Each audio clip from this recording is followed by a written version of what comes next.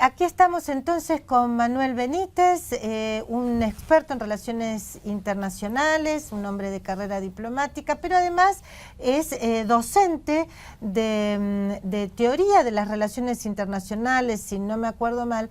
Y justamente estos días, Seferino, te cuento, me mandó unos artículos que realmente me resultaron muy interesantes en medio de esta crisis que hay en Ucrania tan grave, está al borde de la guerra civil, según dicen algunos cables de agencias internacionales.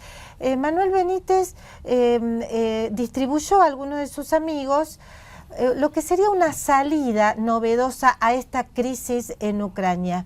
Manuel, ¿qué tal? Gracias por estar aquí en Infobae TV, bienvenido. Gracias por invitarme. ¿De qué se trata esta propuesta que empieza a circular en algunos think tanks, se puede decir, para salir de esta grave situación en Ucrania que perjudica a toda la región y al mundo?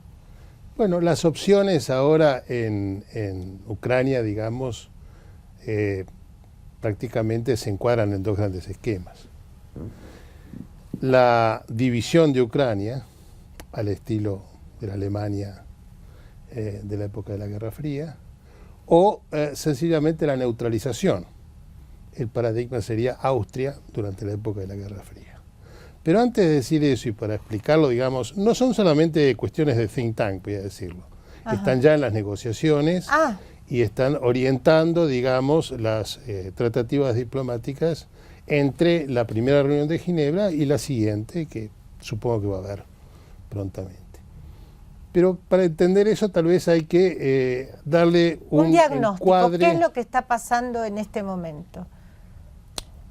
Lo que está pasando en este momento es que se está decidiendo la buffer area, el entorno de seguridad de Rusia. Pero esto ya es a tomar un determinado enfoque, una determinada parcialidad sobre el tema. A ver. Porque, para ser concretos, Ucrania viene de Krajina. Krajina significa país limítrofe. ¿Limítrofe de qué? No de Rusia, limítrofe de Polonia y Lituania. El origen étnico de Ucrania en el siglo IX aproximadamente venían del norte, países escandinavos, varegos se llamaban. Ucrania fue independiente durante el siglo IX, entre el siglo XII y el XIV fue dividida entre Polonia y Lituania. En el siglo XV fue una república democrática moderna, digamos, y luego en el siglo XIX se incorporó al Imperio Soviético. En el siglo XVII, XVII se incorporó al Imperio Soviético. Perdón, al Imperio Ruso, claro, y luego al Imperio Soviético. Y fue uno de los estados fundadores de la Unión Soviética. Claro.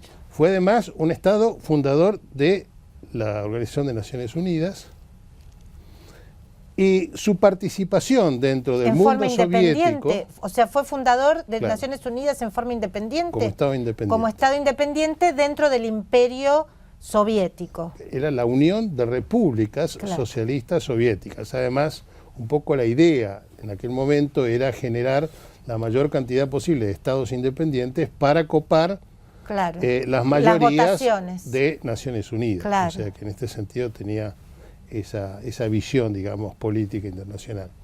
Pero lo que hay que tener presente es que Ucrania está en el mismo corazón de la URSS. Es un estado fundador de la URSS. En el 90 la independencia de Ucrania va par y paso con la caída del Imperio Soviético.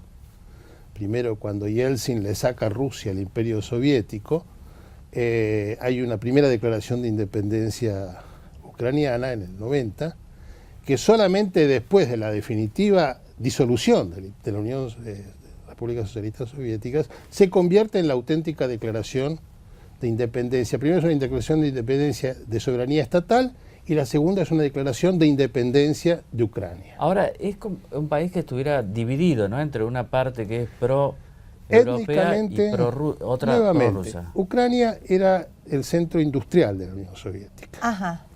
Es un país que tiene un 75-77% de etnia ucraniana, vale decir, eslava, no serbia. Segundo, tiene un 17-18% de inmigrantes de ex repúblicas socialistas soviéticas, no necesariamente rusos. Y tiene además la tasa de inmigración más alta, una de las más altas del mundo. Ajá, ¿cómo? Lo curioso de inmigración, o sea, expulsa a ucranianos. No, de inmigración interna, o sea, eso sería inmigración, de inmigración. Que atrae. No me digas, O sea, ha atraído, ¿por qué? Porque lo que acabo de decir tiene un gran desarrollo industrial. No estamos hablando de un país pobre, estamos hablando de un país que tiene 6 satélites, 101 misiles, lanzamientos de misiles, produce aviones, Antonov, produce camiones, tiene un desarrollo tecnológico avanzado, tiene el segundo ejército de Europa, después de Rusia. Ajá. Un ejército que tenía 780 y pico mil soldados, cabezas, digamos, miembros, impresionante. y lo ha reducido a 300.000 en el curso de estos últimos años de la década del 2000. Ha ingresado en un acuerdo militar de Fuerzas Armadas Europeas, ha ingresado al TNP, tenía un gran arsenal nuclear del cual se ha liberado también gracias a la ayuda de otros países y de la organización del TNP. Es un país además que curiosamente tiene, si se quiere, esta fisura social, pero no es una fisura cultural, por de pronto no hay elemento religioso. Son todos ortodoxos, cristianos ortodoxos, pero hay 3 iglesias ortodoxas. Una dependiente de Kiev, otra dependiente del patriarcado ruso y una tercera que se declara autocéfala. Ahora, este domingo hay un plebiscito en una zona. El 25 de mayo hay las grandes elecciones. Las grandes elecciones, pero... Y este es el nudo gordiano de la situación actual. ¿Por qué? Porque la estrategia, antes de llegar ahí vamos a crear un poco más. No tenemos tanto tiempo, Manuel. El tiempo es tirano. Ustedes saben que la Unión Europea se divide en 2 pulsiones. Una pulsión realista, que intenta consolidar un bloque de poder internacional, y una pulsión de interdependencia compleja, que intenta expandir el ámbito geográfico para generar un área de convivencia liberal, democrática, civilizada. A esta segunda tendencia se debe el hecho de que Bruselas haya trabajado activamente por expandirlas. Claro, para incorporarla en la Unión Europea. Y esto ha llegado hasta Ucrania, que como acabo de mostrar, está bastante cerca del corazón ruso. Rusia, además, por su situación económica y por su vieja tradición, siempre ha concebido que necesita un área de colchón. Y la realidad es que su nivel de vida es bajo y su población sufre mucho. Claro, sobre Si todo ocurre de comparando repente con esto que decís. En Ucrania, lo que ha ocurrido en Polonia, en Checoslovaquia, en Grecia, donde de repente el ingreso de la Unión, de la Unión Europea ha significado un flujo de capitales, una conexión, lo que el Fondo Monetario llama la conectividad internacional financiera o financiera internacional. Vale decir, una situación en la cual los activos suben, la liquidez es mayor y además hay una moneda estable, o hay la proximidad de una moneda estable. Eso es un efecto de demostración devastador para Rusia.